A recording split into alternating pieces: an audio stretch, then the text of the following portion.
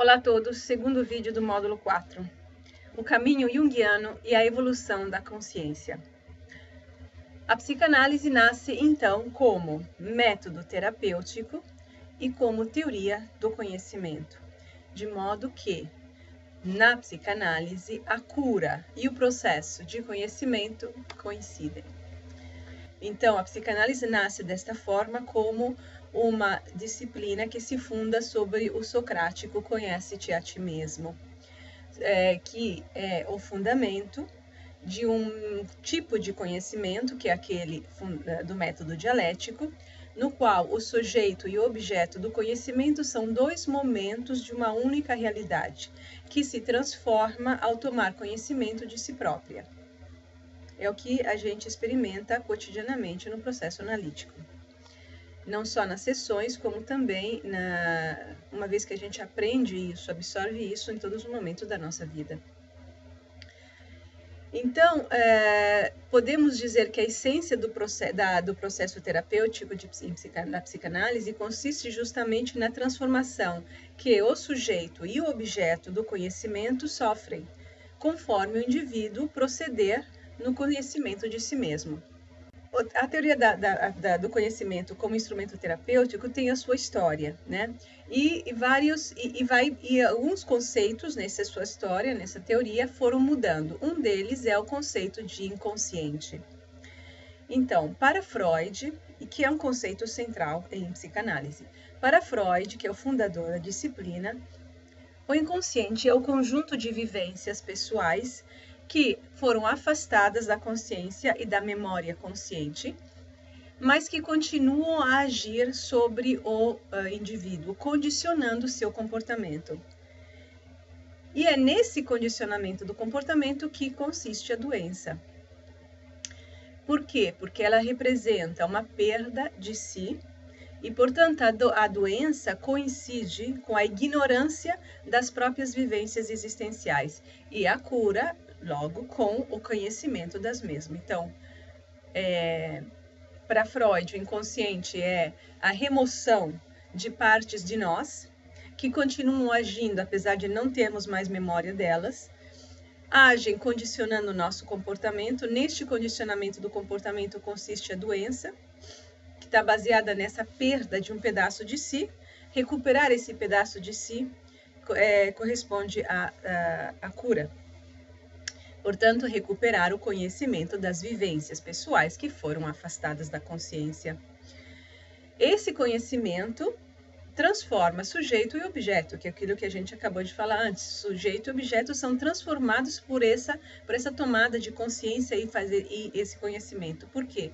Porque o objeto, ou seja, esses conteúdos que foram removidos e que formam o inconsciente, ao serem recuperados, perdem a característica, a identidade de pulsões polimorfas, como as chama Freud, e incoerentes. Ou seja, são tensões, são pulsões, são movimentos fortes que não têm forma definida, que não têm coerência e que atrapalham a vida da gente. E ao se transformar em conhecimento, se ordenam numa história. Aí que a gente pode falar, é por isso que eu estava sentindo isso, aquilo, estava acontecendo isso comigo, eu vivia certos tipos de situações, é por isso, porque eu estava com essas coisas dentro das quais não tinha conhecimento, mas que uma vez que eu ganho conhecimento, elas começam a fazer sentido, ou seja, se ordenam numa história. E esse processo transforma o sujeito do conhecimento, por quê? Porque ele não se vive mais à mercê de pulsões que se abatem sobre ele, que condicionam seu comportamento à sua mercê. E se vê como responsável pela história que essas pulsões formam uma vez conhecidas. Agora, por que o indivíduo remove partes de si? Tem uma razão, que não é pessoal, é uma razão pessoal. A razão é que o homem, né, remove aqueles conteúdos que formam, que estão em contraposição com as normas com as normas sociais do ambiente no qual ele vive. Então, o indivíduo remove todas aquelas características de si, aquelas dimensões de si pessoais, desejos e tendências que são vistas como incompatíveis com a normativa que regula o viver social. Portanto, a remoção se explica pela tendência do ser humano a evitar o sofrimento que o conflito gera. Portanto, se nós queremos a cura, temos que assumir a conflitualidade do que a gente está fazendo. Trazer a consciência significa para o sujeito assumir a conflitualidade para dar-lhe uma nova solução dentro da própria vida pessoal. Em Jung, o conceito de inconsciente não é mais simplesmente pessoal. O inconsciente abraça a psique coletiva humana, então é o mais profundo e mais amplo daquele de Freud. E o que é em Jung o consciente coletivo? São todos aqueles conteúdos perdidos e removidos, né, da humanidade. Ou seja, o inconsciente coletivo para Jung é o bojo, né, o conjunto de todos os conhecimentos que a humanidade alcançou até hoje. E realizou e traz consigo, porém, uma necessidade de um devir ulterior. Então, no inconsciente coletivo temos o passado da humanidade, mas temos também o seu anseio ao próprio devir, a transcender isso tudo, ir além. Portanto, o inconsciente se identifica com o conhecimento que tem se alcançado, mas que se tornou insuficiente, porque estamos hoje atuando uma nova realidade. E por causa dessa tendência a uma evolução do nível de conhecimento, do nível de consciência alcançado, o processo de individuação é o caminho para fazer essa transformação. Portanto, quando cada um de nós assume a própria tarefa, né, a responsabilidade de exercer, de assumir esse processo de transformação que o impulsiona lá do fundo de si mesmo, ele está realizando o sentido de seu estar no mundo dentro do processo maior da história humana. E já temos um grande salto aqui de Freud para Jung. Porque em Freud, a problemática individual era vista somente do ponto de vista pessoal, era o defeito pessoal, a falha, a incapacidade, que tantas pessoas ainda, né, entendem. Tudo é culpa minha, sou eu que não consigo me encaixar, tem alguma coisa de errado.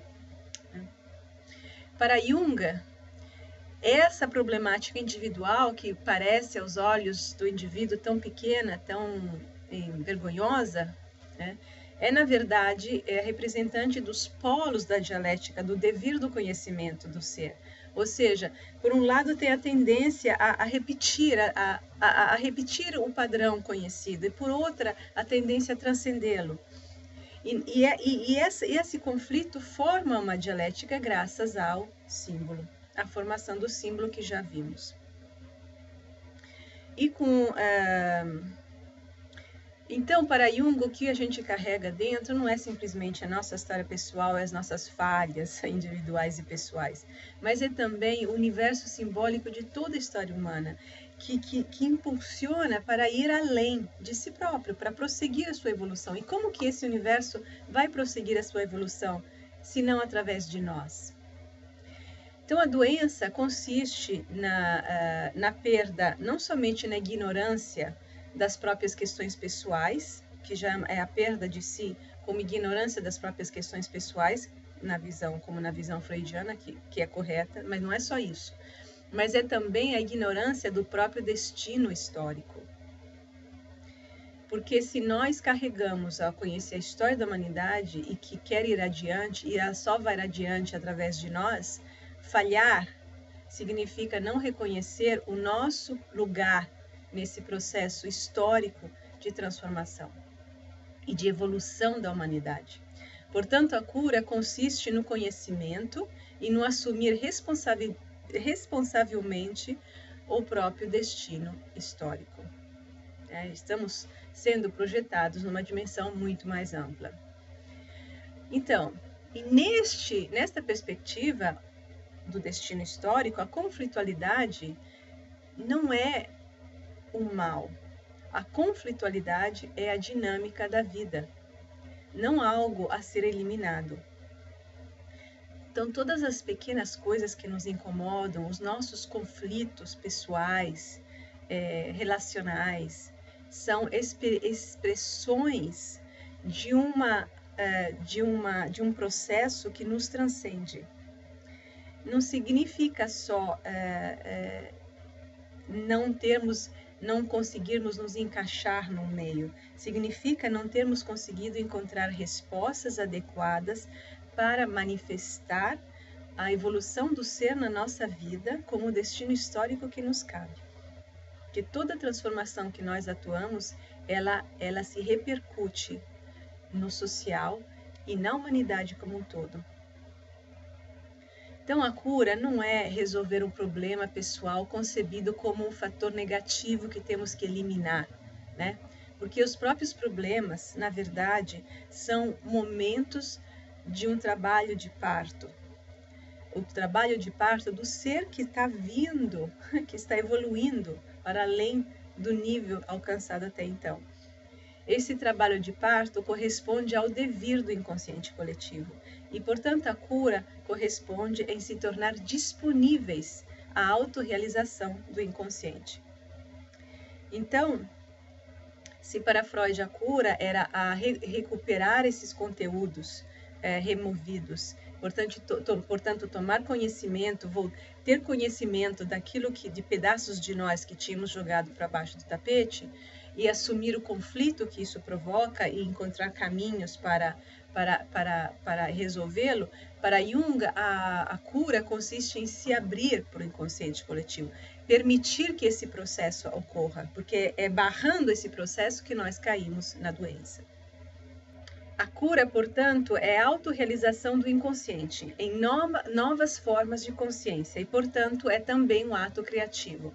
Porque quando nos abrimos ao inconsciente e à autorrealização do inconsciente, nós temos que criar novas formas de manifestar essa nova dimensão do ser.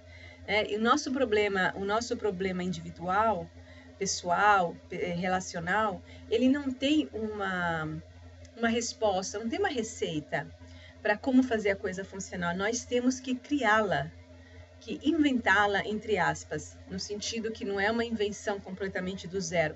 É um ouvir a necessidade interna e dar-lhe uma forma dentro do contexto no qual estamos vivendo.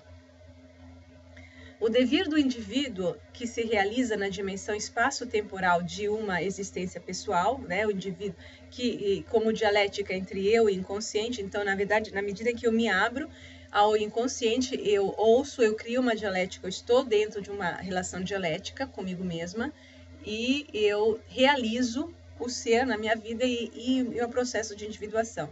Isso na minha vida individual, pessoal, né? De indivíduo único. Mas, ao mesmo tempo, eu entro numa relação dialética com o mundo, né, que é a dimensão espaço-temporal da sociedade, e aí eu realizo uma dialética entre eu, indivíduo, e o coletivo, provocando o quê? Uma mudança no coletivo.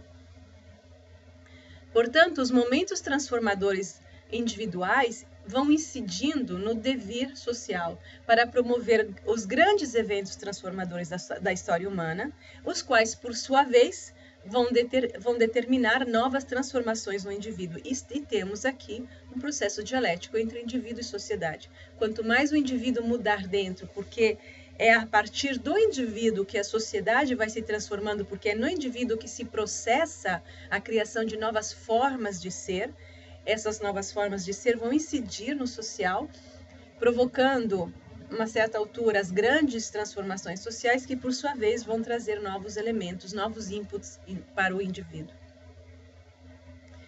Acontece assim que mesmo permanecendo constante a direção do processo de individuação, que é aquela da evolução da consciência humana, as temáticas que esse processo trabalha mudam no tempo e mudam conforme os momentos sociais que estamos vivendo.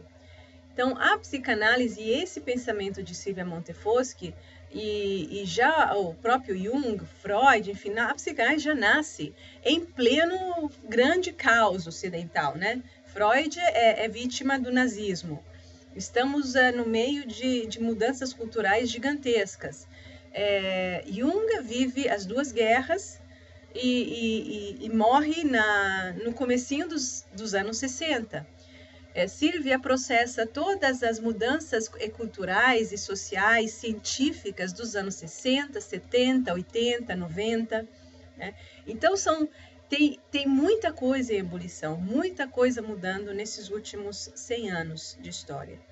E o que vem se manifestando, o que é possível observar se manifestando através da prática terapêutica e dos sonhos, é uma necessidade de superar o egocentrismo, para se reapropriar da dimensão social que tinha sido alienada de si e recuperar assim o sentido histórico da própria existência. O que foi, por exemplo, o feminismo, né? Os movimentos sociais, que são, senão a necessidade de ir além do próprio eu para abraçar o plano social. O surgir dessa exigência caracteriza, diz a Montefoschi, a nova conflitualidade existencial, que se coloca na base da chamada neurose. Então, hoje a neurose não é mais simplesmente, não é mais como na época de Freud, a contraposição entre o desejo da liberdade individual e o sistema social que a nega. Mas é aquela entre a exigência de superar essa visão egóica das necessidades pessoais para reencontrar o sentido do próprio ser social. Portanto, a neurose se identifica com a tendência a permanecer no limite do egocentrismo e a necessidade. Então, essa aqui é a explicação causal, como a gente viu em outro vídeo. A tendência a permanecer no limite do egocentrismo é a que determina a neurose hoje. E a interpretação finalística da neurose é a necessidade de superar os limites do egocentrismo. Este salto, além dos limites do eu, para ampliar a própria identidade ao plano social, tem aberto o homem a um ulterior salto, além do próprio social, que é a visão de um plano mais universal, dentro do qual a sociedade dos homens se coloca. Porque cada sociedade ela é um pedaço, é uma fatia, né, que a gente recorta no espaço-tempo de um processo muito maior. Então, quando a gente se engaja no social, a gente começa a ter uma visão histórica e a perceber que este momento social é uma parte de um processo muito maior. E surge, então, a necessidade de superar, a exigência de superar o antropocentrismo. Ou seja, aquela concepção do homem como criador, né? O dono do mundo, aquele que fez, que criou, que muda, etc. Para se reconhecer também, não só mais nisso, mas também como objeto. Nós somos o objeto do nosso processo de transformação, é sobre nós que temos que trabalhar. E nós somos também instrumento de um processo maior que nos atravessa, que nós encontramos no inconsciente coletivo. Portanto, estamos diante do anúncio de um verdadeiro salto de qualidade da essência humana. A nova exigência transformadora que hoje impulsiona o homem na direção de uma verdadeira reviravolta da visão de si do mundo enriqueceu a linguagem consciente de novos símbolos reveladores do processo de individuação, desenvolvendo novos temas de seu discurso, que é o que a gente vai ver no próximo vídeo. Um abraço a todos e até mais. Tchau.